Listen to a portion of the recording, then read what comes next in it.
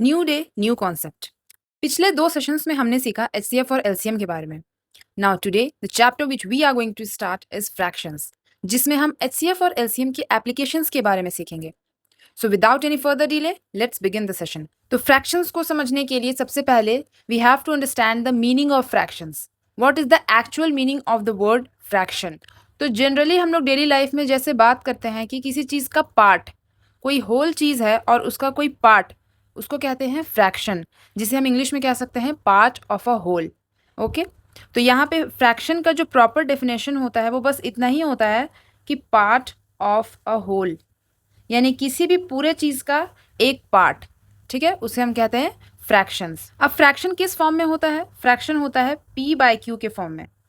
Okay, fraction is in the form of p by q and you can also say a by b, 1 by 2, 4 by 5 like this. But there is a condition कि fraction में p by q जो है वहाँ p 0 के equal तो हो सकता है, लेकिन q can never be equal to 0, यानी q 0 के इक्वल में कभी नहीं हो सकता, यानी 0 q की जगह पे कभी नहीं आ सकता। ठीक है, अब हम पढ़ेंगे कि फ्रैक्शन का क्या क्या कॉम्पोनेंट्स होता है। तो फ्रैक्शन के बेसिकली 2 ही कॉम्पोनेंट्स होते हैं। सबसे पहला होता है आपका न्यूमरेटर, जो ऊपर रहता है, और उसके नीचे होता है डिनोमिनेटर। ये 2 कॉम्पोनेंट से मिल करके बनता है हमारा fraction. Here p is the numerator and q is the denominator which can never be equal to 0। यहाँ q की जगह पे कोई भी नंबर, कोई भी इंटीजर आ सकता है, पर 0 नहीं आ सकता।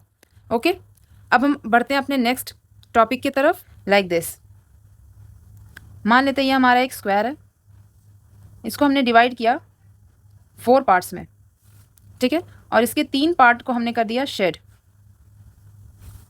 अब अगर क्वेश्चन में हमसे पूछेगा कि अनशेडेड पार्ट का फ्रैक्शन क्या होगा, तो हम क्या कहेंगे? टोटल पार्ट्स हमारे कितने हैं यहाँ पे? 1 2 3 4, तो जो डिनोमिनेटर है उसकी जगह पे आ जाएगा 4, और जो अनशेडेड पार्ट के बारे में पूछा है तो हम देखेंगे कि इसमें अनशेडेड पार्ट टोटल है कितना। तो यहाँ पे हमें एक ही अनशेडेड पार्ट दिख रहा है, तो ये 1 जो है ये आ जाएगा न्यूमरेटर की जगह पे। तो यहाँ पे अनशेडेड पार्ट का फ्रैक्शन क्या हो गया? 1/4। अब अगर हमें शेडेड पार्ट का फ्रैक्शन पूछेगा तो हम क्या लिखेंगे? टोटल पार्ट हमारा कितना है? 1 2 3 4, और शेडेड पार्ट कितना है? 1 2 and 3. So the numerator will be 3 and the answer will be 3/4 for the shaded part and 1/4 for unshaded part. Is it clear? तो ये था हमारा बेसिक जो हम फ्रैक्शंस के बारे में आपको बता सकते हैं। इससे ज़्यादा फ्रैक्शंस का और कोई मतलब नहीं होता है। अब हम आते हैं अपने नेक्स्ट टॉपिक की तरफ, जो है हमारा types of fractions. Types of fractions में हम जानेंगे कि फ्रैक्शन कितने टाइप्स के होते हैं। 1 by 1 हम सारे टाइप्स को शॉर्ट में डिस्कस करेंगे, ठीक है। तो सबसे पहले हमारा होता है प्रॉपर फ्रैक्शन। प्रॉपर फ्रैक्शन का मतलब ये होता है कि जो न्यूमरेटर होगा वो डिनोमिनेटर से छोटा होगा। Numerator will be smaller than the denominator. जैसे कि हम एग्जाम्पल के तौर पे आपको बता सकते हैं 2/5, 7/11, 13/20। इस तरह से आप कोई भी फ्रैक्शन का एग्जाम्पल ले सकते हैं, ठीक है। These all are the example of proper fraction. Proper fraction में ये बस ध्यान रखना है कि जो आपका ऊपर वाला नंबर है, यानी जो न्यूमरेटर है, वो डिनोमिनेटर से छोटा होना चाहिए, ठीक है। अब आते हैं नेक्स्ट टाइप्स में, जिसको हम कहते हैं improper fraction. Improper fraction just proper का ऑपोजिट होता है। यहाँ पे न्यूमरेटर जो है वो डिनोमिनेटर से बड़ा होता है। Numerator is greater than the denominator. इसका एग्जाम्पल हम क्या ले सकते हैं? 8/3, 9/4, 5/2 एंड लाइक दिस, ठीक है। These all are examples of improper fraction, यानी ऊपर बड़ा नंबर होगा, नीचे छोटा नंबर होगा, ठीक है। यहाँ तक क्लियर हो गया। अब हम बढ़ते हैं अपने नेक्स्ट टाइप में, जो है मिक्स्ड फ्रैक्शन। मिक्स्ड फ्रैक्शन में आपका 2 पार्ट होता है। एक होता है होल नंबर वाला पार्ट और एक होता है आपका प्रॉपर फ्रैक्शन वाला पार्ट। प्रॉपर फ्रैक्शन, ठीक है। ये आपको किस फॉर्म में देखने के लिए मिलेगा? जैसे कि 2 होल 1/3, 5 होल 7/9, यानी एक होल नंबर होगा, ये जो बाहर की तरफ है इसे हम कहते हैं होल नंबर, और ये जो फ्रैक्शन वाला पार्ट है ये हो गया आपका प्रॉपर फ्रैक्शन वाला पार्ट, ठीक है। तो ये दोनों जब मिक्स्ड रहता है तो उसे हम कहते हैं मिक्स्ड फ्रैक्शन। अब next type is like fraction. Like fraction बहुत ईजी है। ऊपर आपका जो भी नंबर रहे, नीचे सेम डिनोमिनेटर रहना चाहिए। जैसे 1/9, 7/9, 2/9, 5/9 एंड लाइक दिस। ऊपर आपका कोई भी न्यूमरेटर चलेगा, नीचे डिनोमिनेटर में आपका एक ही नंबर जाना चाहिए, तो वो हो जाएगा आपका लाइक फ्रैक्शन। तो इसमें हम क्या लिख सकते हैं? Same denominator. ओके, ये हो गया हमारा लाइक फ्रैक्शन। इसके बाद आते हैं अनलाइक फ्रैक्शन में। Unlike fraction just like fraction का ऑपोजिट होता है, यानी ऊपर आपका अलग नंबर रहेगा, नीचे भी आपका अलग नंबर रहेगा। कोई भी नंबर ले लीजिए, 5/3, 7/2, 2/8, कोई भी नंबर हम ले सकते हैं इसमें। तो अनलाइक फ्रैक्शन में आपका कोई ऐसा रिस्ट्रिक्शन नहीं है कि एक ही नंबर, एक ही न्यूमरेटर या एक ही डिनोमिनेटर होना चाहिए। इसमें आपका कोई भी न्यूमरेटर हो सकता है, कोई भी डिनोमिनेटर हो सकता है। तो इसमें हम क्या लिख सकते हैं? Different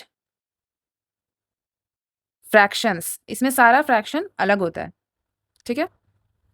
our next type is unit fraction. ये तो और ज़्यादा ईजी है। यहाँ पे आपका सारे न्यूमरेटर में जितना भी आप फ्रैक्शन का न्यूमरेटर लिखोगे, सब में आपका कंडीशन ये रहेगा कि आपको 1 लगाना है।